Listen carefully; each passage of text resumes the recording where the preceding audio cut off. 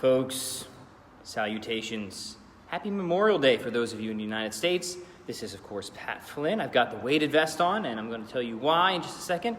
And we have, of course, our usual, but always very special guest, Aleks, the Hebrew Hammer Salkin. Didn't think he was going to show up. I know you didn't. So we're going to go over the pull-up. We're going to break the exercise down just like we did the pistol squat in the previous video. So we're continuing on this body weight series. I've got the weighted vest because we're going to show some progressions to not only get your first pull-up, but start to make your pull-up stronger, to do more reps, to do them with more weight. So thank you for joining us. Check in the comments below. Say hello. Let us know what you're drinking, or let us know where you're at with the pull-ups. How many pull-ups can you do? That would be a good one to start out with.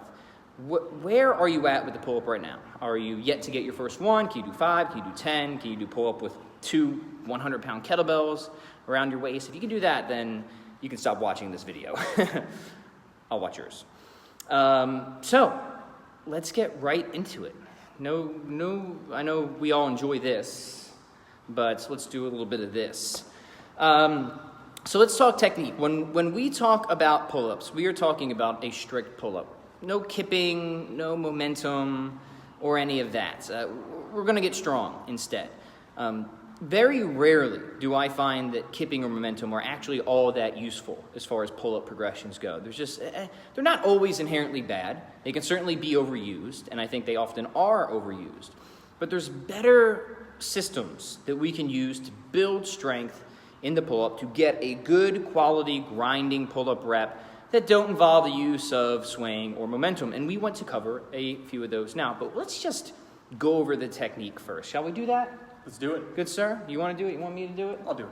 All right, so Aleks will go hang from the bar. I'll move out of the way so we can see him. And I'll just point out a few nuances as we're moving through here. So the first is setup. A good way to kind of set up for your pull-up, distance is a little variable, how narrow, how wide you want to go. I kind of like to just, put your hands here, shoulder width, put the palms forward, and then shoot them straight up. That's generally a good little system for setting up. If that feels a little comfortable, feels a little pinched, go a little wider, go a little more narrow, adjust your stance to whatever is going to allow you to be successful without impinging anything or anything hurting or anything like that. We're not going to be too picky about just how wide your grip is. So Aleks looks like he's just outside of shoulder width. That's perfectly good. He's going to assume a dead hang position. Now watch what he's going to do here. He's going to get organized. He's going to start tightening things up. Abs are tight, glutes are engaged. You don't have to maintain a perfect hollow position for the pull-up, but it's a useful drill starting out, because what that's going to do is it's going to ensure that you're not using momentum, that you're not kipping. So getting tight and organized in the bottom. Imagine that you're in a hanging plank. That's a good way to think about it. Abs are tight, glutes are on, triceps are tensed, meaning elbows are locked, and then what you want to think about is pulling your elbows to your hips.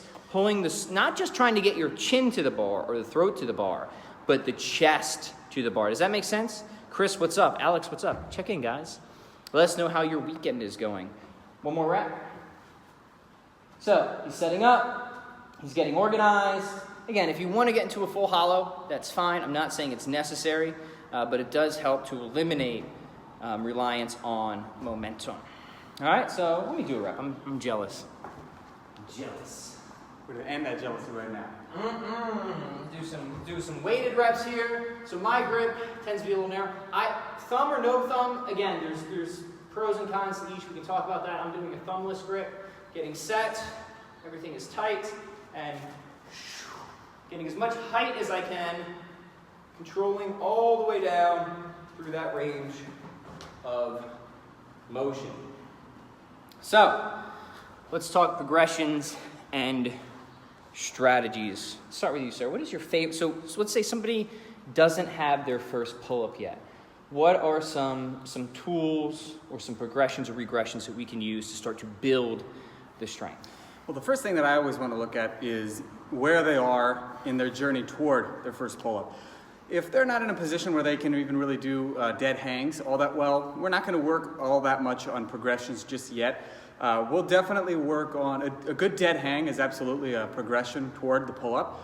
as is a flexed arm hang. But the first thing that we want to look at. Well, why don't we show those real quick, just so everybody's familiar? Sure. So, and this is a good first assessment step, I think, absolutely. just to kind of, when it comes to progressions, it's good to kind of just test a couple things just to see where you're at. So let's show the dead hang first. So dead hang is you're just hanging here. Now, this would be what we would call a passive hang. These are really great for shoulder health. They're great for making sure that that you've got enough mobility and things of that nature. But this isn't how you want to start if you're going to do a pull-up. You want to make sure that you are exactly like where Pat's finger is. Does that tickle? So you want to make sure that you're pulling your shoulders down into your socket. So the way that you can make sure that you're getting the proper sensation is kind of examine where your shoulders are. So if they're touching your ears or they're pretty close, you want to try to get them as far away from your ears as you possibly can so that your ears will be closer to your bicep. They don't have to be touching, they just have to be closer to the bicep than they are to the shoulder. Okay? So a good dead hang will look exactly like that. Big chest, abs tight, glutes tight. This is a hang that's done with intention. You're not just waiting out you're just not just waiting until your grip gives out. You want to really make sure that you're setting yourself up so that if you were to struggle mightily to get a pull-up, you'd be on a better track than if you were just kind of hanging out there and seeing how long you could do it. Good. Right? Now, the opposite end of that would be the flexed arm hang. Right. Now, generally speaking, when you're starting with a pull-up, what you want to do is you probably are going to want to start with a grip like this, maybe neutral grip like that, if you have a proper setup for that. So real quick, pull up would be palms facing out or away, right? Pronation. Chin up, palms facing towards you, supination. And then, of course, you have the neutral grip option as well. We don't have that here. Actually, we have it on the rings. The rings are a great tool. We'll leave those aside for now because not everyone has those. But they actually kind of let you move through either a pronated to supinated position throughout the exercise. And there is utility in that. But we'll put that aside for now. Yeah. So now you're saying, all right, let's start with the chin-up grip because this is, for a lot of people, this is a more accessible way to start. Yeah. To assess the dead hang. Yeah, definitely. So what you want to do, you also want to make sure that you're good at a dead hang from the chin-up position, but leaving that aside, what we're going to do now is we're going to take a look at the flexed arm hang, which is where you're going to once again be hanging, but rather in this position. Now, I'm going to demonstrate momentarily, but the big thing that you want to keep in mind is kind of like what Pat talked about earlier, is you want to make sure that you are in like a hanging plank. And this is especially true for the flexed arm hang because it's going to require a lot more use of the back muscles, the arms, core, everything. So you really want it to be as though you're continuously pulling the bar down, like you're trying to pull it around your chest. And while you're hanging, again, you're not just kind of hanging out there limply and seeing how long you can do it. You really want to hang as though you're at the top of a really heavy pull-up. Let's see it. So he's dropping a lot of cues, but these are really important. The idea that you're trying to pull the bar through the sternum, very important. Don't just settle for the chin. Don't just settle for the throat. Think you're trying to pull it right through your chest. And that's especially important because as we move on to, say, more advanced exercises like the muscle-up, we want to get into that very proximal pulling. And we're going to have to learn to pull through the armpits if we're ever going to get over those rings. So always thinking forward as far as what other future exercises might we want to develop. But either way, you're just going to get more out of the pull-up and the chin-up by not just settling with, we don't want this, right? No. We don't want that. That's weak. We want to all the way down. So let's see this. Now for the flexed arm hang, the other thing too is that you would probably have the help from a training partner or a coach or maybe a setup. This doesn't quite get me there, so I'm going to give myself a little bit of a jump. If your pulling strength is pretty strong, but you're not quite able to pull from the bottom just yet, you can also give yourself just a very small hop and then pull to the top, which is what I think I'm going to do here. So you would hop, okay, I'm going to get tighten up the back, open the chest wide, make sure that your abs are tight, glutes are tight, and then you want to make sure that you come down safely. If you're going to come down quickly, like I just did, you want to make sure that you've got a good setup nearby so that you don't end up slipping or getting hurt or anything like that. The other option is to come down slowly all the way to the bottom position and then come down, which is another great way to build up a lot of strength. So let's take it from there. And we saw this with the pistol squat too, is static reps, and this is important because sometimes a lot of people, I think, will arbitrarily dismiss how helpful static reps and even partial reps can be for building strength in an exercise. And this is very, very true for the pull-up. You know, everyone's like, oh, always use full range of motion. Well, it depends. Partial range of motion in some exercises is an excellent progression to build strength through the full exercise. One of my favorite tools for building strength in the pull-up is if you have a dead hang, if you're at that point, then we can start to use partial reps and eccentric reps to start to build strength. So maybe we spend a little bit of time on those. Sure. What do you say? So let's do it. You want to rest? Yeah, I'll rest up a little bit. All right, We'll rest chat up our a way little through. bit. Yeah. All right. So eccentric is controlling the negative. They're also called negatives because we're controlling the negative portion of the exercise where the joint is lengthening in most cases. So it's very simple. We're just doing a reverse pull-up. So as Aleks said. By the way, can everyone hear me when I'm back here? Let us know if the audio is okay. I think usually we don't have a problem. I just want to make sure that it's working. So again, if you're starting out, you're going to want some type of assistance up. Maybe a little hop will be enough, but maybe it won't be. Maybe you'll need some type of stool or partner assistance or what have you. Just make sure you can get up to the top with some safe form of assistance. I can just pull myself up. So we're here, right? We're getting tight at the top, glutes are tight, abs are tight, and I'm going to try and just count to 5. Come all the way down, right? That's a negative rep. How'd that look? All right?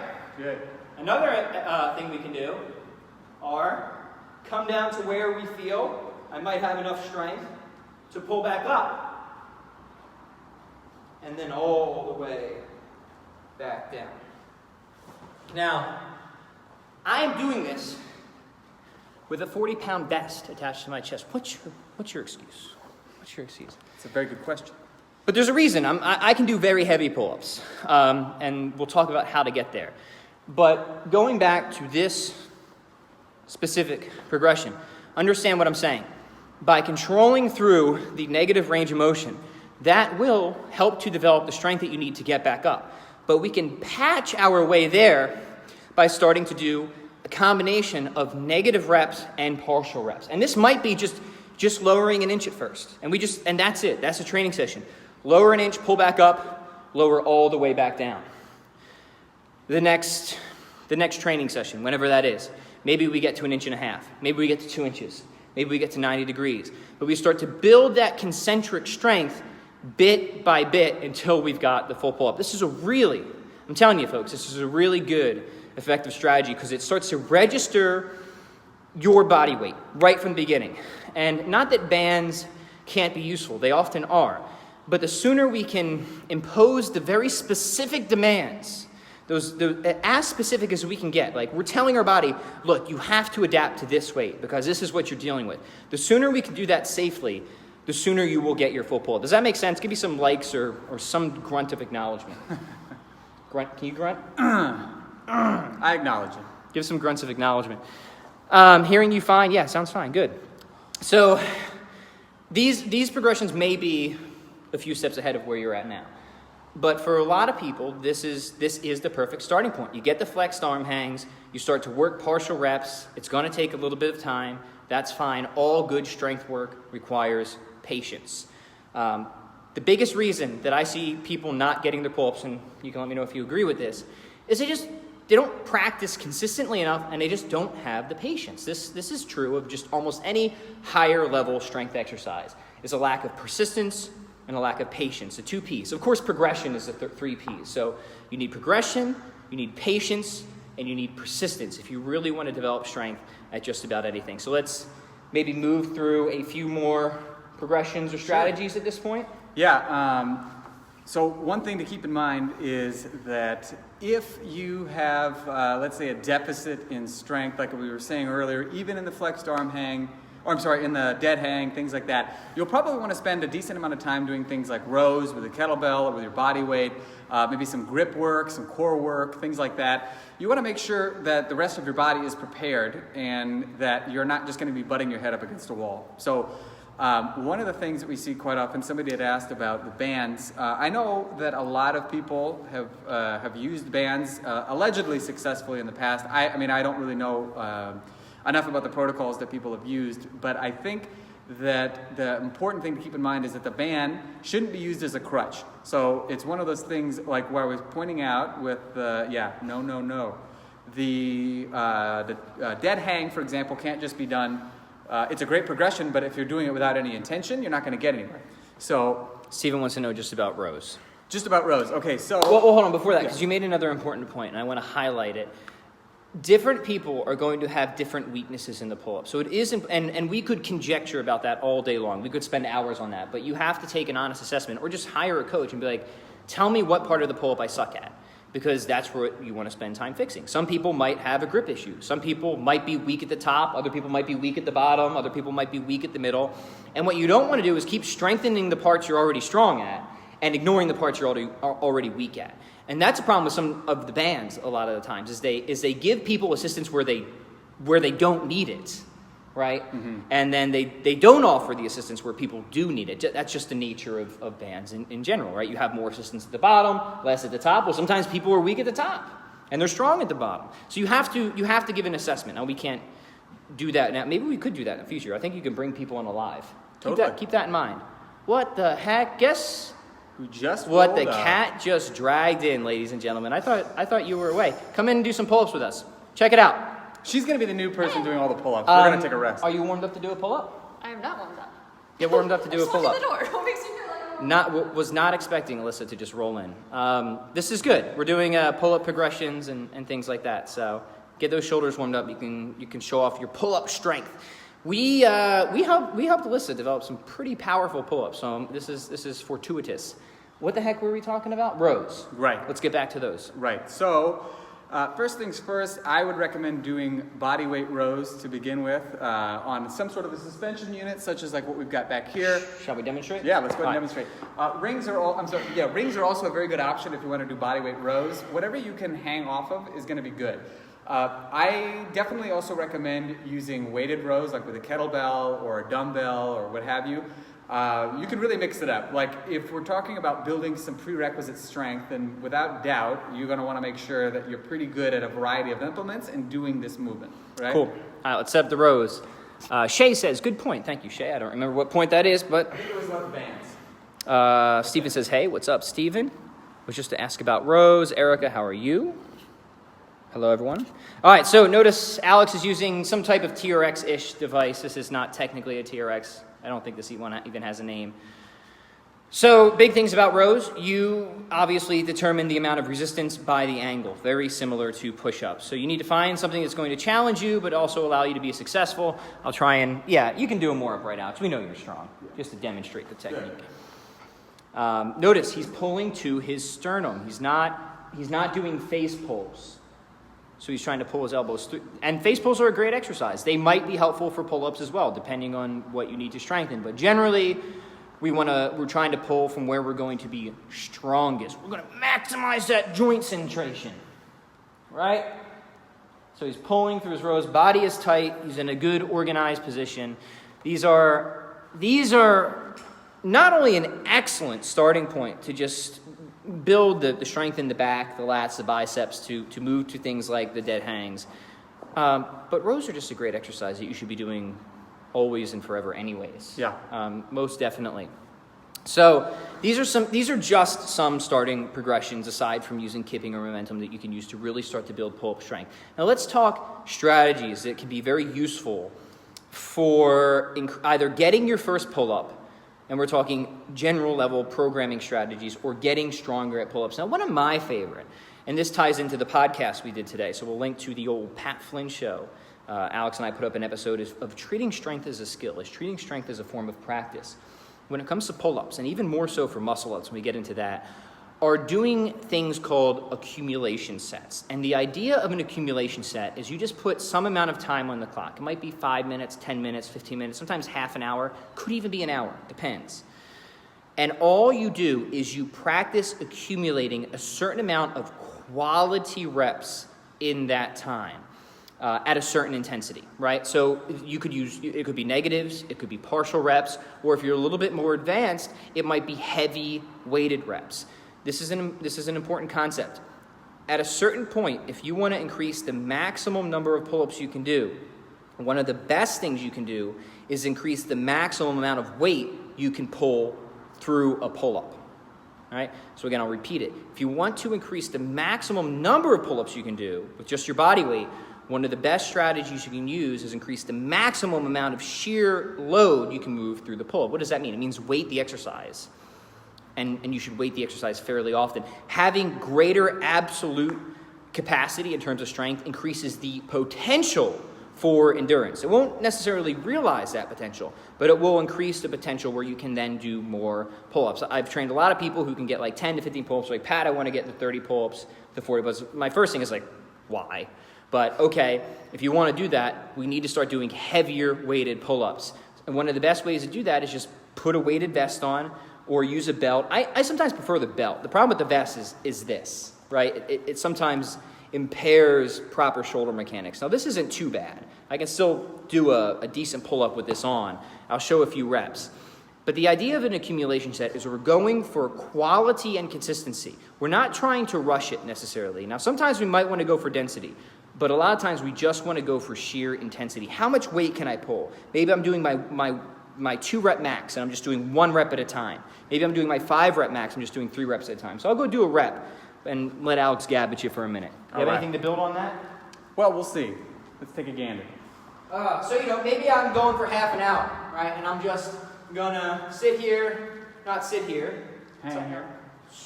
So one thing that Pat pointed out that's very important is that if you want to increase the number of reps that you can do, it's important to get stronger, all right? And one of the things to keep in mind on the way is that you don't necessarily just have to focus on, let's say, like weighted pull-ups. But if you spend maybe 1 or 2 days a week doing more weighted pull-ups in the fashion that Pat was talking about with some accumulation sets, and maybe just set 30 or so minutes on the clock and just do as many reps as you can. How'd those look? Those look okay? Looked awesome. Looked very, yeah. And your guns look pumped as well, which is very nice. Oh, yeah. So if you also spend a few days a week, maybe an extra 1 or 2 days where you're just trying to accumulate as many pull-ups as you can with just your body weight, you're going to get the best possible result because you're going to be training both your ability to do as many as you can with your body weight as well as many as you can with added weight. So you'll get the best of both worlds, and you're not going to end up, let's say, specializing just in doing weighted pull-ups and then have to spend, let's say, another maybe 6 to 8 weeks trying to get from like your 15 to 30 rep mark. You can get both of them pretty efficiently by training both at the same time at various times throughout the week. Yeah, so this is just a good general strength training approach is vary the intensity, right? High intensity, low rep training is useful. Higher rep, hypertrophy, endurance training is also useful. They complement each other. But the underlying principle of just always getting stronger in an absolute sense is very, very useful, especially for pull-ups. Alyssa, are you ready to crank out a rep or two? All right, we think Alyssa can do some pull-ups? Disclaimer, I did lots of pull-ups yesterday. Great. Well, they're not on camera, so they didn't Remember the rule for justification, right? As long as you give the excuse before you fail, then it's a reason, right? If you do it afterwards, then it's an excuse. Exactly. Exactly. I decided to. All right, give Alyssa some likes and hearts But we believe in you. for some pull-ups. Do we think we can get 5? Do you guys think Alyssa can do at least 5 pull-ups? Let's do some likes and hearts. Just like that. Yeah, let's see if we can do 5. 5 good pull-ups. Chalk? You chalk? I'm chalking because my hands are all weak. All right. All right, folks. Let's see. We'll get this everywhere too. I was going to use that as another reason. It's unfortunate. Well, I wanted to make sure that Stop eliminating reasons! opportunity. 5. That's it. That's it. I just did 5. I have a vest on. You got this. 1, 2, 3, 4.